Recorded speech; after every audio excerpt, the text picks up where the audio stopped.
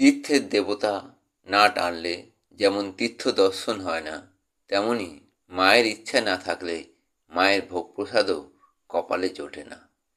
বড়মার মন্দিরের থেকে মাত্র 5 মিনিটের হাঁটা পথ দূরত্বে থাকা সত্ত্বেও এতদিন মায়ের ভোগ প্রসাদ খাওয়ার ইচ্ছা মনের মধ্যে সুপ্তই ছিল। আজ এই সুপ্ত ইচ্ছাকে সম্বল করে পা বাড়ালাম বড়মার মন্দিরের দিকে। মন্দিরের সামনে পৌঁছে দেখলাম কুপন নেওয়ার লাইন হয়েছে। সপ্তাহে 3 দিন সোম, বুধ, শুক্র সম্পূর্ণ বিনামূল্যে কুপন দেওয়ার ব্যবস্থা আছে সকাল 10টা থেকে। মোট 250টি কুপন দেওয়া হয়।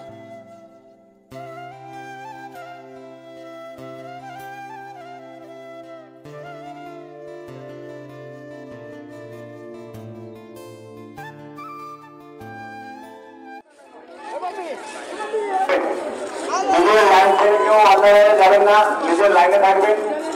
যতক্ষণ কুপন থাকবে ততক্ষণই দেওয়া হবে। একজনকে একটাই কুপন দেওয়া হবে, একের বেশি কুপন দেওয়া হবে না। লাইনে দাঁড়িয়ে একসময় কুপন পেয়েও গেলাম। যথারীতি নির্দিষ্ট সময় 1:30টা নাগাদ আবার গিয়ে লাইনে দাঁড়ালাম। সারিবদ্ধভাবে লাইন এগিয়ে চলল। আর আমরা যেহেতু একটু দেরিতে পৌঁছেছিলাম, তাই 3 নম্বর ব্যাচে আমাদের ভোগ প্রসাদ গ্রহণের ব্যবস্থা হলো।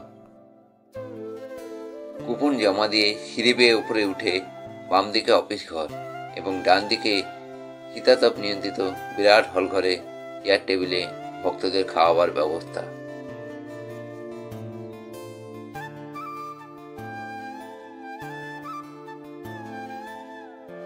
হাত ধুয়ে টেবিলে বসতেই পরিচ্ছন্ন থালায় একে একে একাধিকবার পোলাও, আলুর দম, বেগুনি এবং পরে চাটনি, পাঁপড়, পায়েস এবং রসগোল্লা পরিবেশিত হলো। আর ভোগ প্রসাদের স্বাদ অতুলনীয়। জয় বড়মা।